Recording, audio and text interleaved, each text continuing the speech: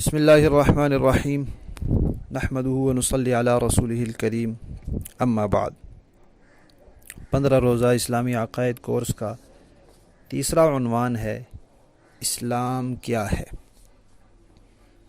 اسلام ایک دین ہے، اسلام ایک مذہب ہے، اور صرف دین نہیں، اسلام دین فطرت ہے۔ فطرت کسے کہتے ہیں؟ کہ انسان اپنے دائیں بائیں کے ماحول سے متاثر ہوئے بغیر، یہ دیکھے بغیر کہ میرے گھر والے کیا کر رہے ہیں، میرے والدین کیا کر رہے ہیں، ہمارے معاشرہ کیا ہے، ہمارے محلے دار کیسے ہیں، اس سارے ماحول کا اثر لیے بغیر اس کے اندر جو اللہ تعالیٰ نے ایک صلاحیت رکھی ہے، اس صلاحیت کی بنیاد پر ایک بات کو قبول کرے۔ تو اسلام دین فطرت ہے۔ اگر انسان دائیں بائیں کے ماحول سے متاثر نہ ہو، نہ اسلام کا ماحول ہو، نہ کسی اور چیز کا ماحول ہو، یعنی نہ وہاں مسلمان ہو، نہ کوئی اور مذہب والے لوگ ہوں، تو اپنی اندرونی فطرت کی بنیاد پر انسان دین اسلام کی طرف کھینچتا ہے۔ تو اسلام جو ہے وہ دین فطرت ہے۔ دین کسے کہتے ہیں؟ زندگی گزارنے کا ایک طریقہ، کہ انسان نے اس دنیا میں جتنا وقت گزارنا ہے وہ کس طریقے سے گزارنا ہے۔ اسلام کا لفظی معنی ہے سر جھکا دینا، تابع بن جانا۔ تو اسلام دین ہے اللہ تعالیٰ کی طرف سے۔ اس کا معنی ہوگا کہ اپنے آپ کو مکمل طور پر اللہ تعالیٰ کے حوالے کر دینا، اور ہر پہلو سے اللہ تعالیٰ کا تابع فرمان بن جانا۔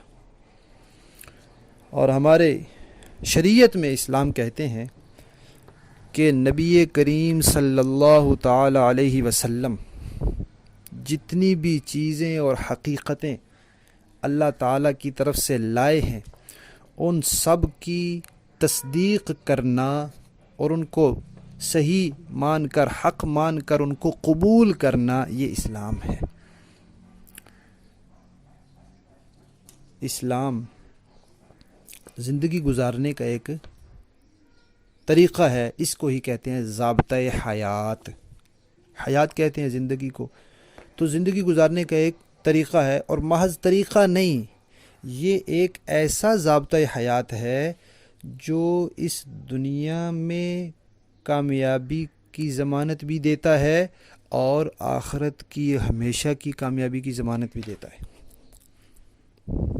ایسا طریقہ جو یہ ضمانت دیتا ہے آپ کو کہ آپ یہ طریقہ اختیار کر لیں، 100% یقینی بات ہے کہ آپ دنیا میں بھی کامیاب رہیں گے اور آخرت کی ہمیشہ والی زندگی میں بھی کامیاب رہیں گے۔ ایسا طریقہ صرف اسلام۔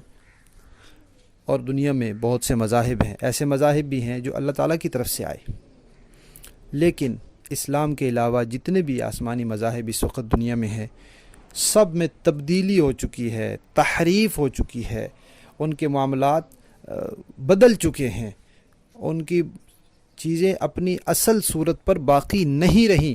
اس تبدیلی اور تحریف سے محفوظ صرف دین اسلام ہے۔ اب انسان سوچ لے کہ بھئی جو چیزیں جیسے اللہ تعالیٰ نے نازل کی تھی ویسے نہیں رہیں، مجھے ان کو اپنانا چاہیے، یا وہ مذہب جو جیسے اللہ تعالیٰ نے بھیجا تھا ویسے ہی ہے وہ اپنانا چاہیے۔ یہ اصلی ہے، خالص ہے، وہ بناوٹی ہیں، ملاوٹی ہیں۔ تیسری بات یہ ہے کہ دلائل کی روشنی میں اب برحق دین صرف اسلام ہے۔ اللہ تعالیٰ نے قرآن پاک میں فرمایا ہے کہ اللہ کے نزدیک دین صرف اسلام ہے۔ ان الدین عند اللہ الاسلام۔ اور اللہ تعالیٰ فرماتے ہیں وَمَن يَبْتَغِ غَيْرَ الْإِسْلَامِ دِينًا فَلَن يُقْبَلَ مِنْهُ۔ جو اسلام کے علاوہ اب کوئی دین لائے گا اس کی طرف سے قبول ہی نہیں کیا جائے گا۔